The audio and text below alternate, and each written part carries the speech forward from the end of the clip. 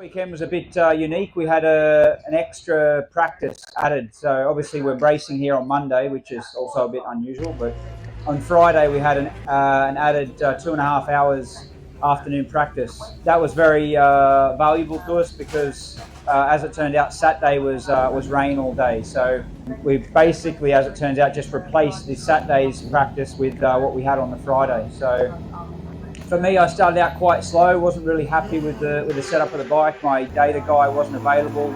He had a flight to arrive here and it was delayed, so he missed the Friday evening practice. So I was kind of riding on what we had already installed in the bike from Thruxton, and I imagine everyone understands that this track is very much different to Thruxton. So the settings on the bike didn't really work that well, and we had to just persevere with it for a little while. And then, as I said, Saturday was raining, so it didn't really make much progress then.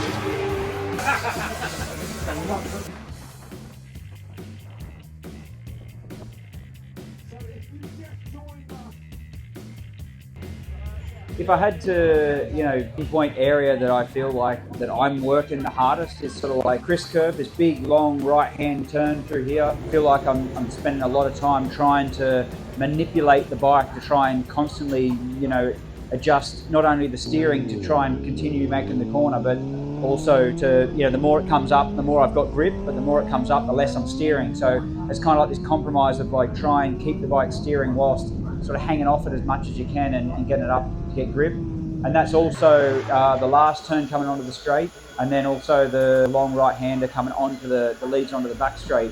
They're kind of like the three areas of the track that I feel like need the most attention and work, where I'm trying everything sort of in my power to minimise our deficit to some of the other bikes. Through the tighter, twisty area, to me it doesn't feel like we're losing as much time there, but because an area where the track's slower, that natural concertina where it always looks like it bunches up on a slow corner and then spreads out on the faster stuff. And that's the same for us. We always, when we get to slow corners, you feel like you're making time up. But then when you get to the straight, it feels like everyone's spreading out. So you always get that, even if you're not losing time, that's always the visual that you see and it feels. So in the sort of tighter section, I don't feel like we're losing as much. So yesterday was quite good, really. Got the bike into a bit better range and was starting to feel pretty good. Got qualified reasonably well. Ended up getting through to the Q2 directly from the practice. So then in the qualifying, I ended up 8th. I was quite happy with how I was committing to the corners and, physically, doing the best I could in the lap, but not that pleased with being 8th. We're not getting the best of what's possible. I don't go through turn one thinking, wow, that's the fastest I've ever been through turn one. I kind of get to the exit of turn one and think, well, that wasn't the best. The bike's not really handling properly. And, I turn into turn 2 and 3 and 4, and I kind of get a similar mindset, trying to get it to do what it doesn't want to do. This is the rider chat show part of your entertainment. I'll get started and he'll join in halfway through. This basically, I'll give you a bit of a rundown on how the day's been going, how the bike's feeling, how things are going. Give you a bit more detail about what's happening out on track. So for people that are familiar with these chat shows, it sounds like a bit of a broken record, but all I can tell you is the truth, that we're struggling a little bit with lap times and the performance of the bike.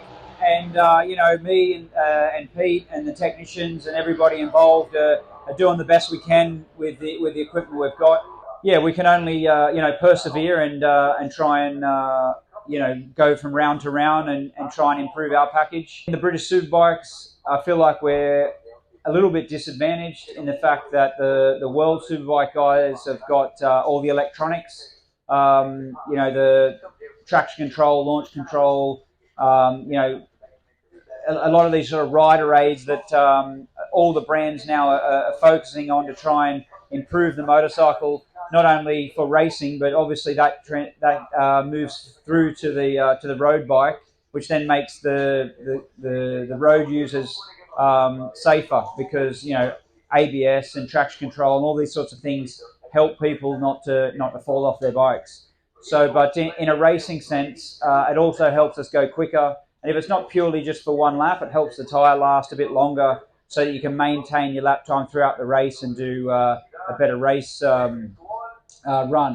In BSB, we've got a controlled ECU, so that means that every single bike on the grid has to run the same electronics, and that means a cheaper, more user-friendly unit, but it doesn't have any of these special rider aids that will help the bike perform. So it's basically a little bit old-fashioned way of riding. If you just open the throttle, you're going to get as much as the bike's got, and you've got to control it with your hand. So I think when we speak to the World Superbike and we ask where you've made improvements, they say we've improved the electronics package, and we kind of go, oh, because we can't adopt any of those developments that they've got, because we don't have the electronic package to start to use some of their improvements that they've found. So anyway, that's probably enough of my chat for a bit.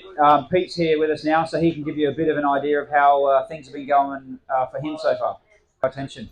Thanks, everyone. Thanks, guys. Cheers. Bye now.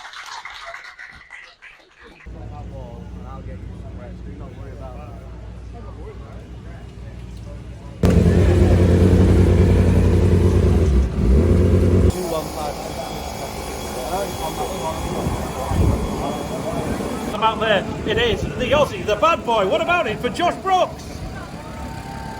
Yeah, it's not been an ideal weekend for us. It's not been an ideal year. We've just been working away, trying to make changes and improve the package to be competitive. I don't think we're going to find that package this weekend. People are sitting here with excuses, but we're just going to keep working and focus on the small improvements, make it go around, and at times feel like we are making progress, but you go to a new track and it all starts over again. So we're here now. We're sat on the grid, ready to go for the race. So I think we're best foot forward.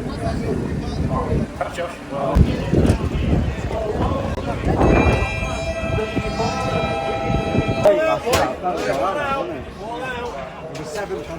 We are enough, didn't he? To be fair.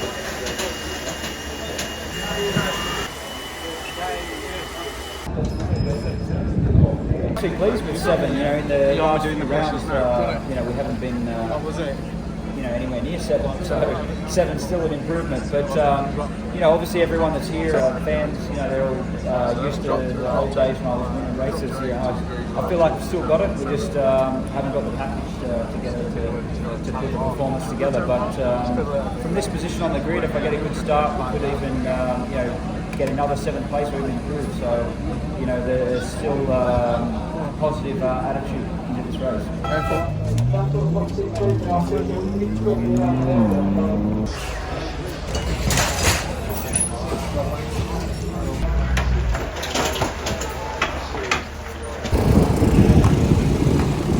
This is the part of the day where Pete and I, give you a bit of background on how the weekend's been going, and got a 7th in yesterday's race.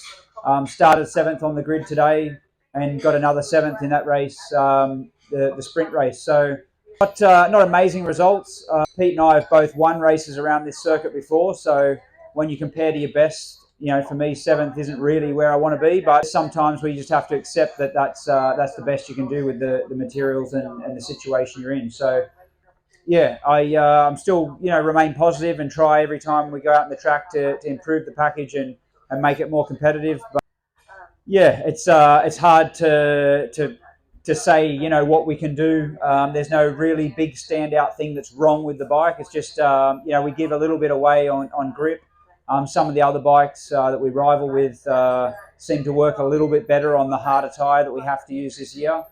It sounds like we're dragging a lot of excuses out at the moment, but the reality is we can't fabricate results. It is what it is. We have to recognise where our weaknesses are with the bike, with the package, and accept the results that we've got and try and work to strengthen the bike and move forward. So yeah, I'll go out again. I'm qualified. I'm on the grid for 8th position for the start of the next race. So, still positive position. We can improve from there. And yeah, I'll pass over to Pete and he can give you a bit of an idea of how his weekend's been going.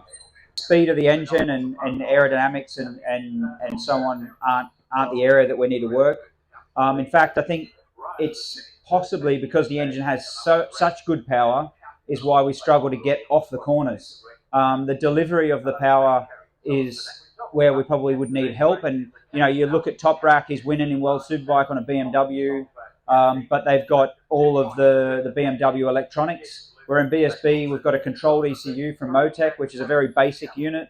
It's more cost effective, it's cheaper to buy, it's easier to run, but it's a very basic unit. It doesn't have traction control or anti-wheelie or launch control or spin control, any of these aids that have become so known with motorcycles nowadays. So we've got lots of power.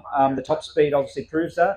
But getting it from the pure power that we have and getting it down to the ground when it's just our right hand controlling it, that seems to be the area where we need the most work and the most help. And in the World Superbikes, it seems like they've got a really good handle on the electronics package now, and that's not something we have available to us. We've got, we could get better engineers or and it probably still wouldn't make any difference because the unit and the package that we have to work with is a controlled unit. So no one really has any special ability to tune it in a better way.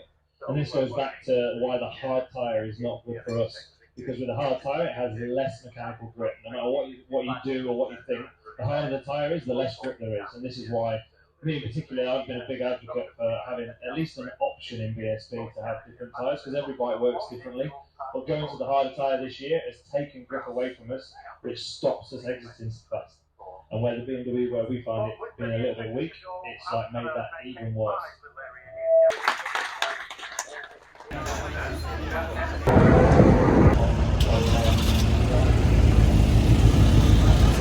I saw the result.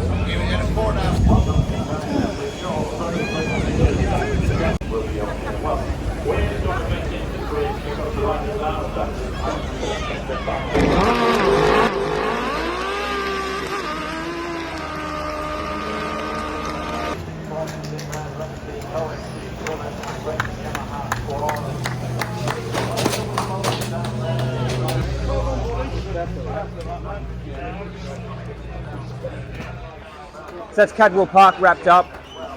3 good races, actually. 2 7ths and 6th.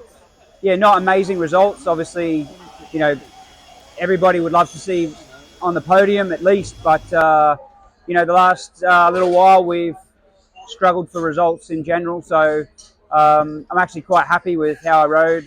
And, we did find some improvements.